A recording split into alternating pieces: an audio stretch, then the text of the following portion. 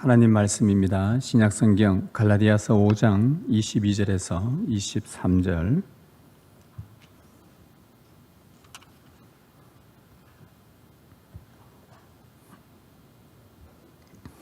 갈라디아서 5장 22절 23절 우리 한 목소리로 같이 말씀을 읽도록 하겠습니다. 오직 성령의 열매는 사랑과 희락과 화평과 오래 참음과 자비와 양선과 충성과 온유와 절제니 이 같은 것을 금지할 법이 없느니라. 우리 한 군데 더 보겠습니다. 요한 1서 4장 7절에서 12절입니다.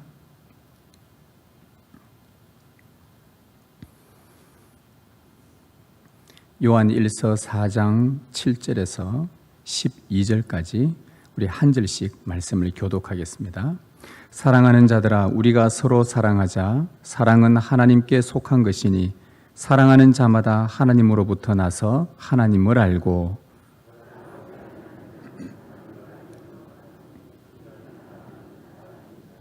하나님의 사랑이 우리에게 이렇게 나타난 바 되었으니 하나님이 자기의 독생자를 세상에 보내심은 그로 말미암아 우리를 살리려 하심이라.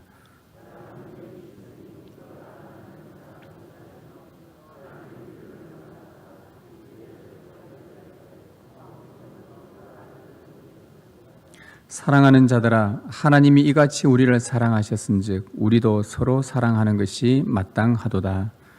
어느 때나 하나님을 본 사람이 없으되 만일 우리가 서로 사랑하면 하나님이 우리 안에 거하시고 그의 사랑이 우리 안에 온전히 이루어지느니라.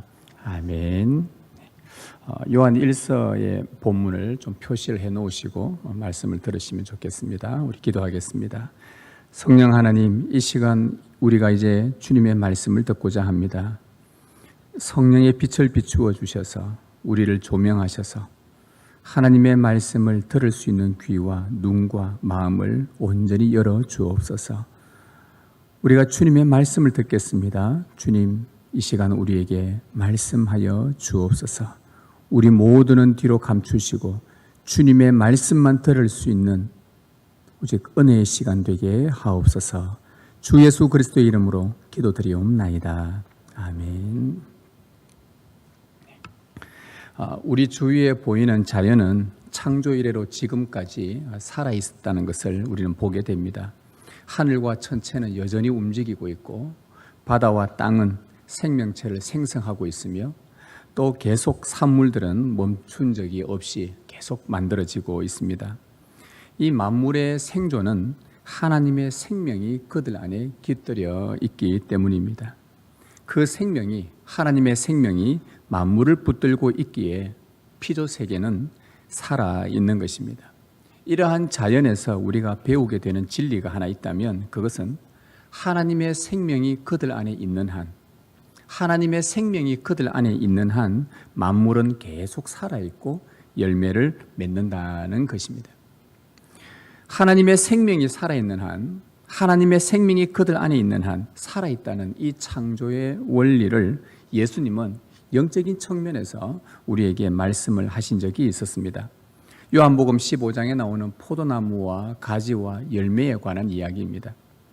가지가 포도나무에 붙어 있지 아니하면 스스로 열매를 맺을 수 없음같이 너희도 내 안에 있지 아니하면 그러하리라.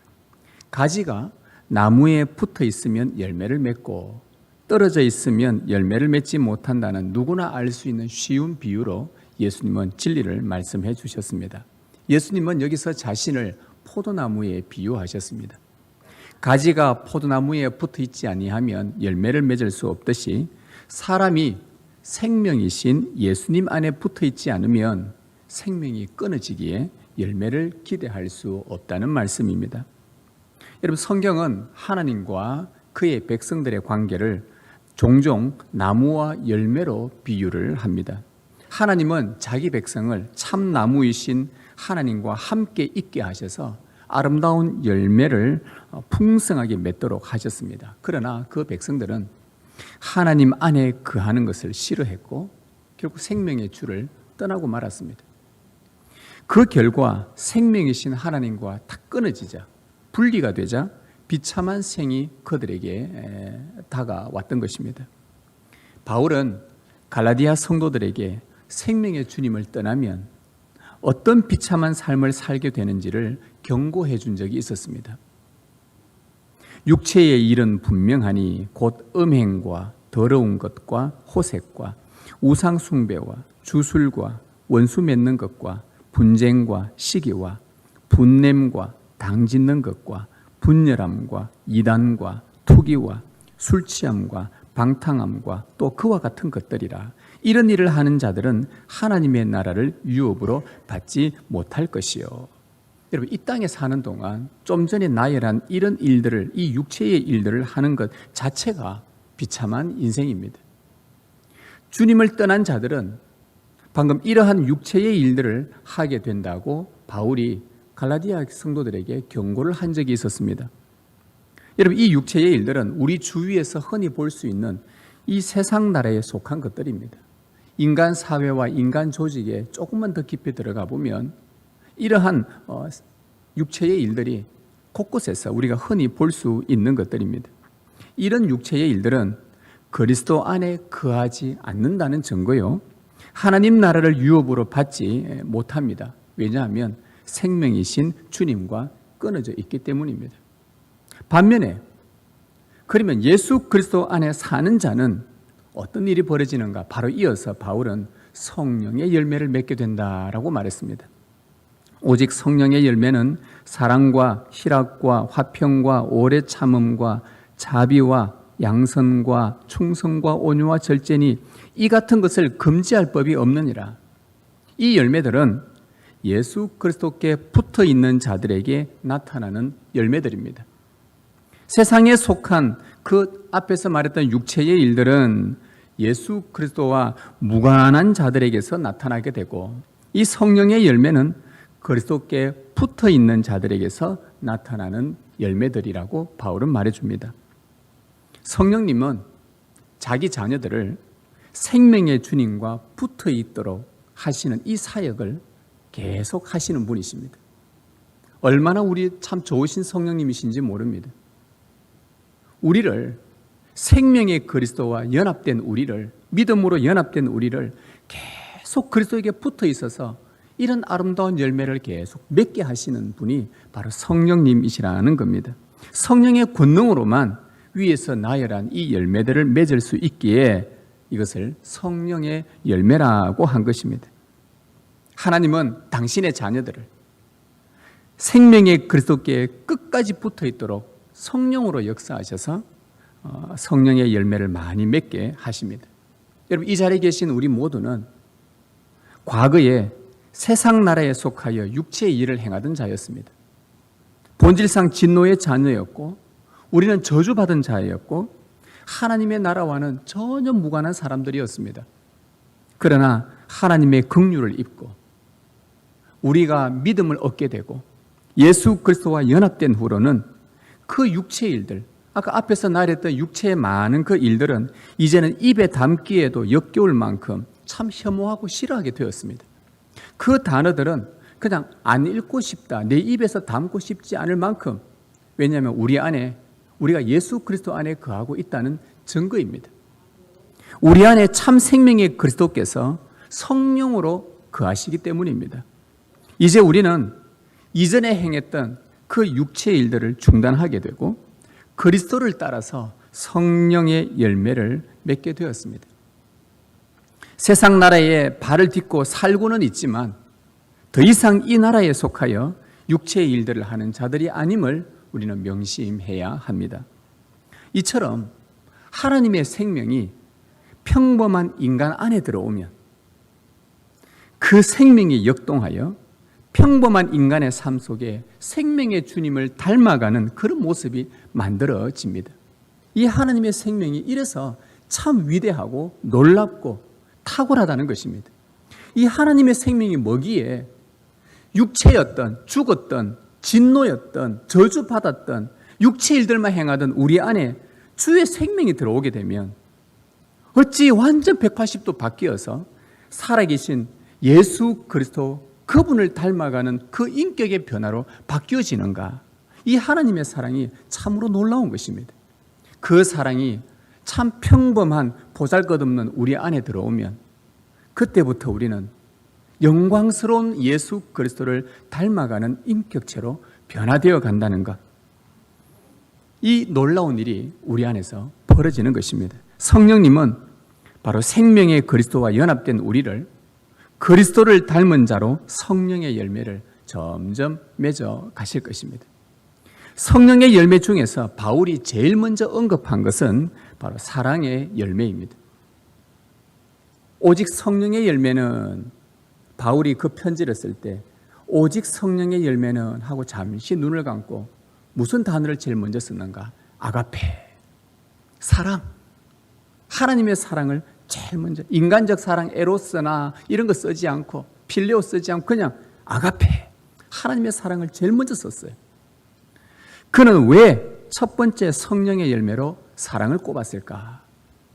그것은 예수님의 말씀에서 그 이유를 찾을 수 있습니다. 예수님께서 이렇게 말씀하셨습니다. 새 계명을 주노니 서로 사랑하라. 내가 너희를 사랑한 것 같이 너희도 서로 사랑하라. 예수님께서 제자들에게 주셨던 새 계명의 핵심은 서로 사랑이었습니다.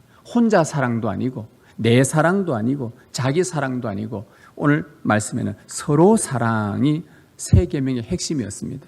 십자가에 죽으시기 전에 주셨던 유언이었기에 서로 사랑하라는 이 명령은 제자들의 마음에 오래도록 남아 있었습니다. 그 제자들이 복음 때문에 순교를 당하는 그 순간까지도 그들은 서로 사랑이라는 이 계명을 기억하고 있었고, 그래서 자기 앞에서 자기를 박해하던 그 원수도 사랑할 수 있었습니다. 이게 제자들이 가졌던 예수님이 그들의 마음에 깊이 새겨두셨던 그 서로 사랑이라는 명령이었습니다.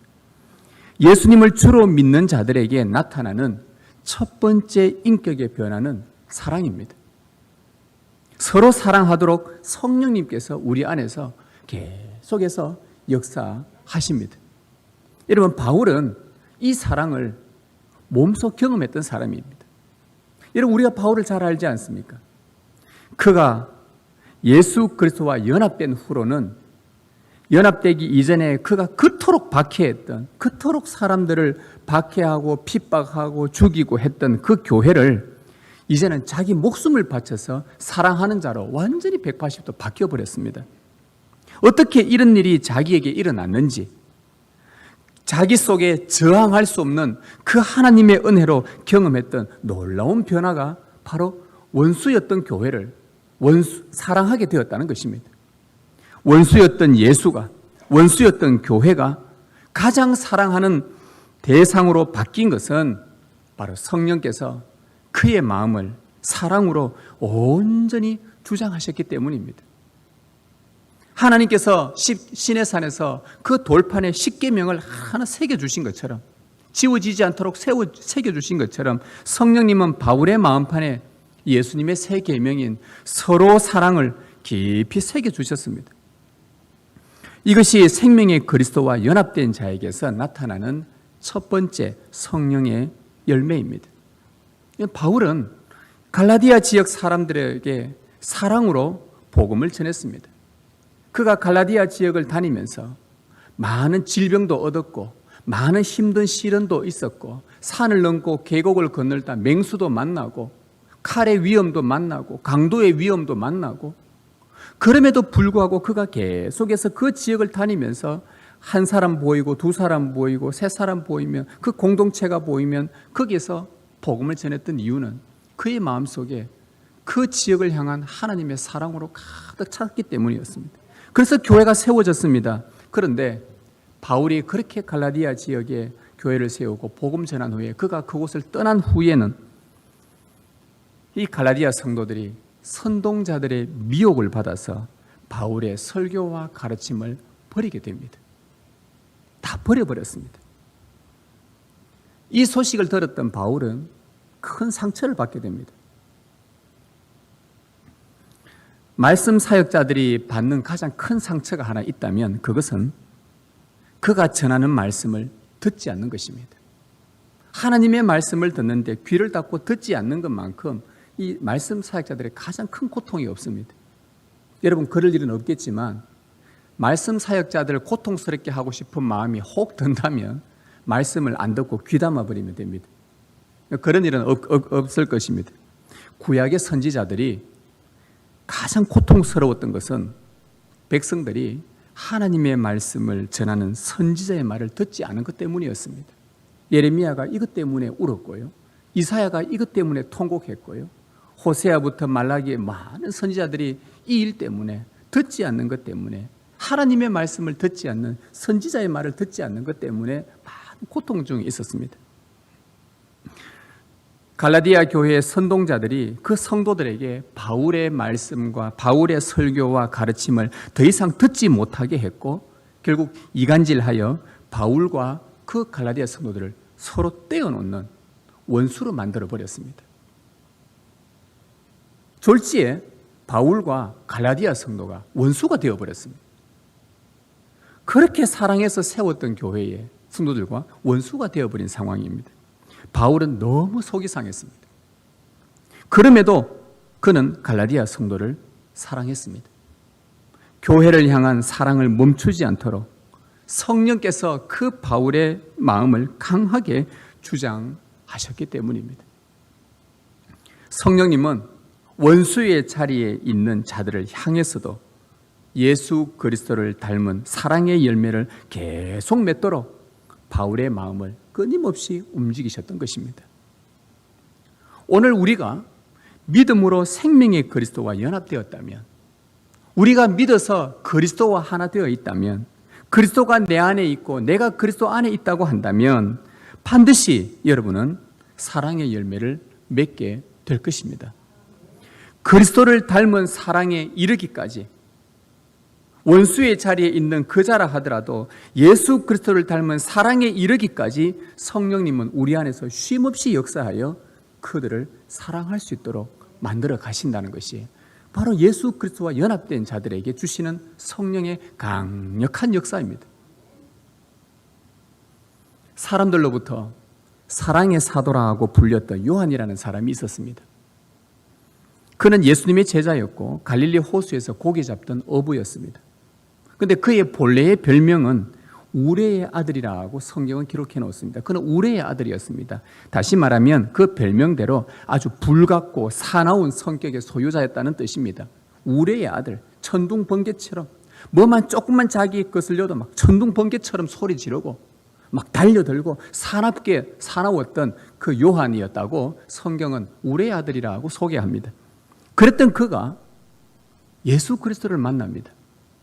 그리고 그리스도 안에서 하나님의 사랑을 깊이 깨닫게 됩니다.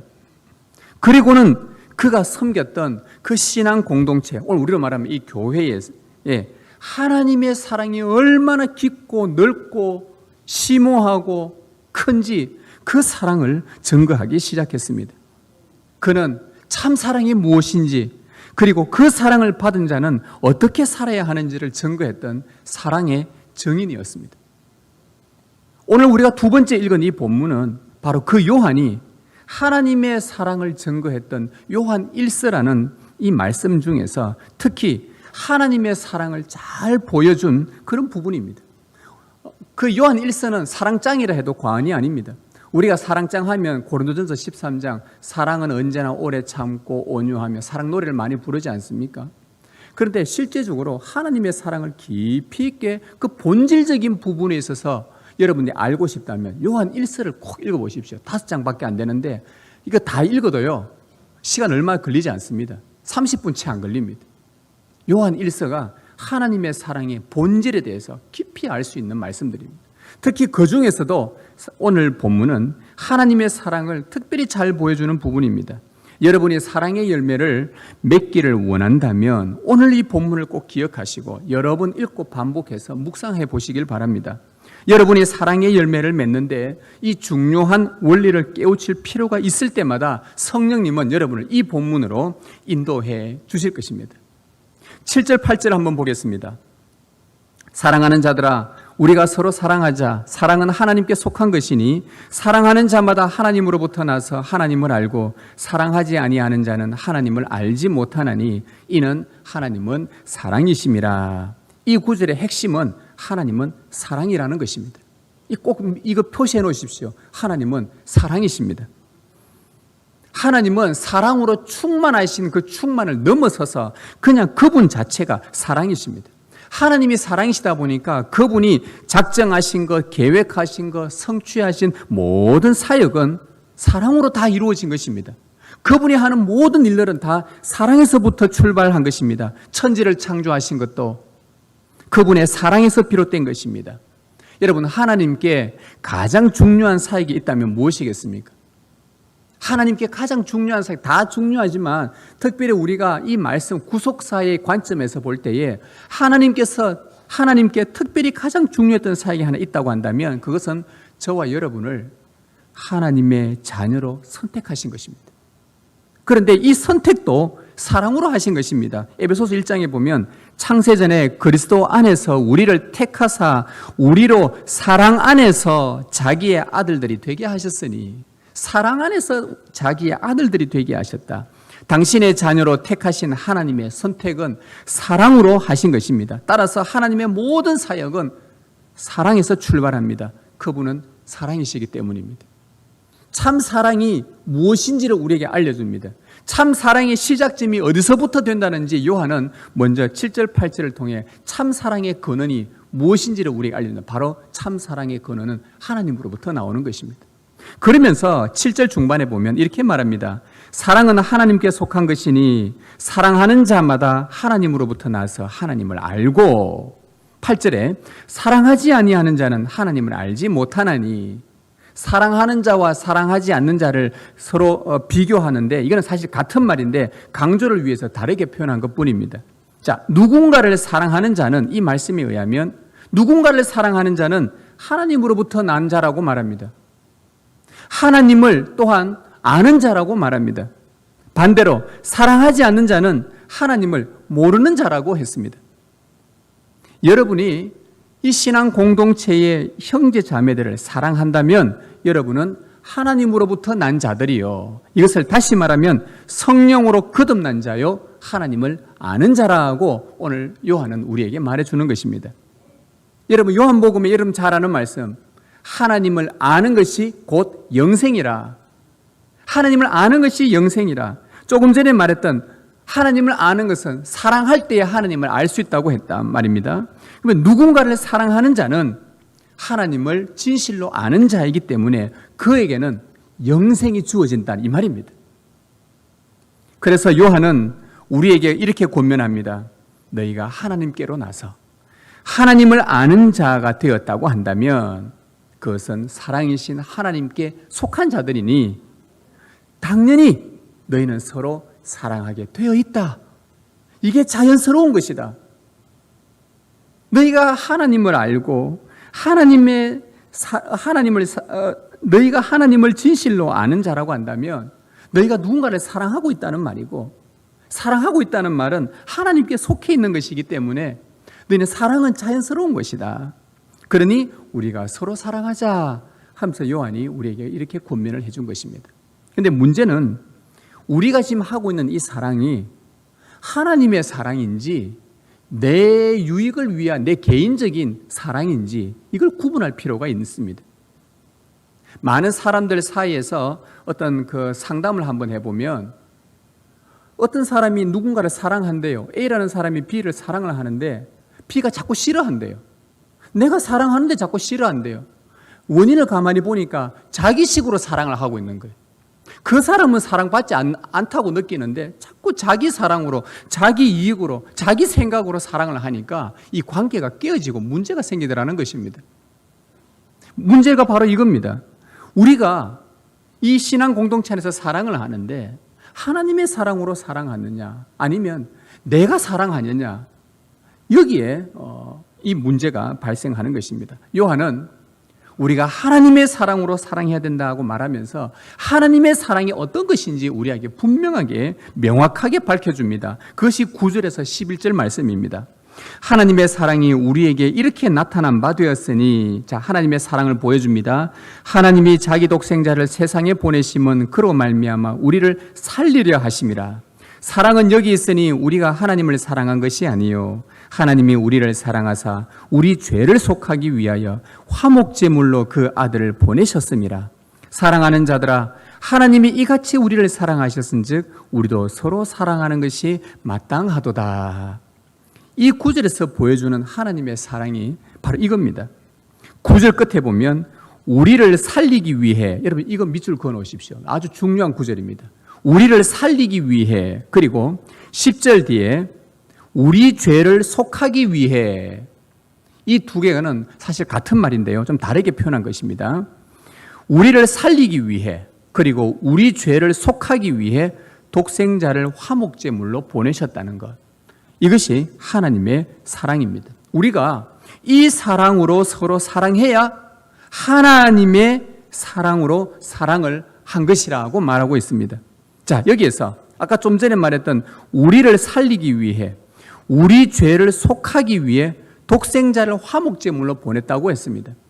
여러분, 여기서 우리를 살린다, 우리 죄를 속한다 구절에서 이 우리가 누구냐 하면, 이 당시 때는 사도 요한이 편지를 보내는 예수 믿는 자들을 말하고, 오늘 우리로 말하면 예수 그리스도 믿고 그분 안에 거하는 저와 여러분을 이야기하는 겁니다. 그런데 이 우리를 살린다라고 했고 우리 죄를 속하기 위해서라고 하는데, 여기서 우리는 정리를 하면 죄에 빠져 있는 우리를 말하는 것입니다. 죄에 빠진 우리들입니다. 근데 죄에 빠져 있다는 것을 달리 말하면 이렇게 표현할 수 있습니다. 하나님과 원수요, 하나님과 적대 관계에 있는 사람이라는 뜻입니다. 왜냐하면 하나님은 죄와 원수입니다. 사망과 원수입니다.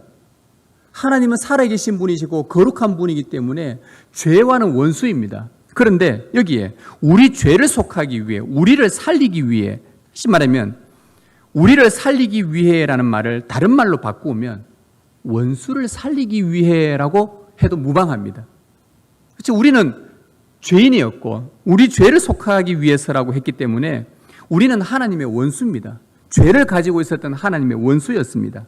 그러면 하나님은 결론 내리면 이겁니다. 원수를 살리기 위해서, 그죠? 원수를 살리기 위해 자기 아들을 제물로 보냈다는 것입니다.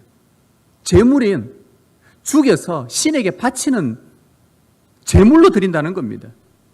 양을 바쳐서 하나님께 바치듯이 구약시대에 염소, 소를 죽여서 바치듯이 제물이 바로 이런 것입니다. 하나님께서 원수를 살리기 위해 자기의 아들을 제물로 바쳤다. 원수를 살리기 위해 자기 아들을 죽였다는 것입니다. 자, 여기서 제가 여러분에게 질문을 하나 드리겠습니다. 여러분은 여러분의 원수를 살리고 싶은 마음이 있습니까? 없습니까? 이 질문에 대답하기가 참 어렵습니다. 정말 어려운 질문입니다. 여러분의 원수가 있습니다. 여러분의 부모님의 원수가 있을 수 있고, 하여튼 여러분들이 원수라고 생각하는 그 원수가 있을 겁니다. 세상 사람들이 말하는 그런 원수, 다시는 안 보고 싶은 그 원수, 기회가 되면 언젠가는 내가 꼭 복수하리라 하는 그 원수.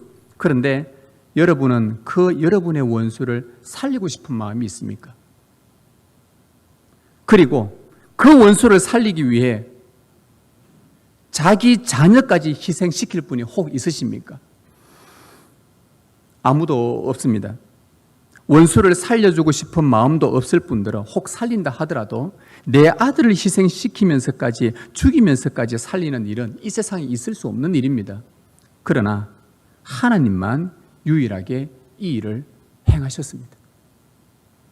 이것이 하나님의 사랑이라는 겁니다.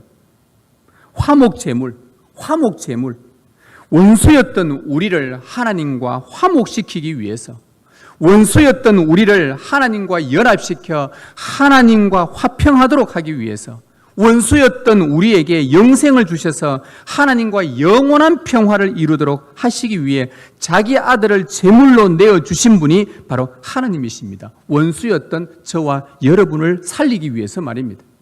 저와 여러분을 살리기 위해서 말입니다. 여러분, 사랑이라는 것은 이처럼 책상에 앉아서 관념적으로 사랑이 뭘까? 추상적으로 생각하는 그런 사랑들이 아닙니다. 참 사랑은 원수를 살리기 위해서, 원수를 사랑하기 위해서 자기 아들을 희생 제물로 내어주면서까지 우리를 사랑하신 실제적인 하나님의 사랑입니다. 요한은 우리에게 말합니다. 하나님의 사랑, 이 사랑으로 너희가 사랑해야 문제가 없다. 너의 사랑, 자기 사랑, 내 사랑으로 하는 것이 아니라 하나님의 사랑으로 사랑을 해야 되는데, 그 사랑이란 무엇이냐? 원수까지도 사랑하는 것이 하나님의 사랑이었다.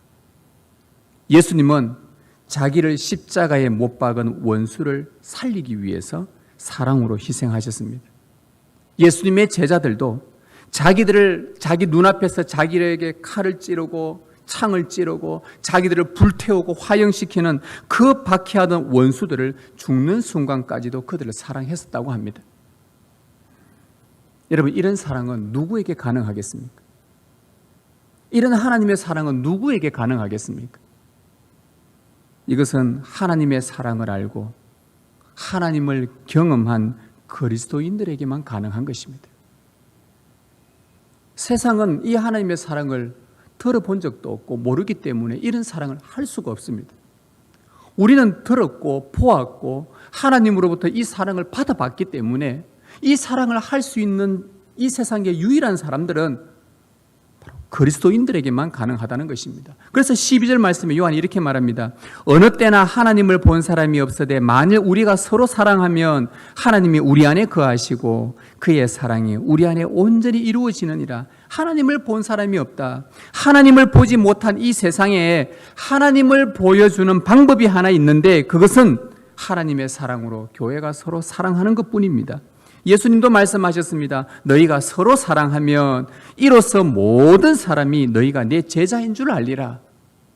하나님의 사랑이 우리 성도들 안에서 온전히 이루어져서 원수까지도 사랑하는 그 사랑이 세상으로 흘러가게 하므로 세상은 교회에서 유일한 참 사랑을 발견하게 될 것입니다. 세상 사람들은 사랑을 찾아다닙니다. 참 사랑이 어디 있을까?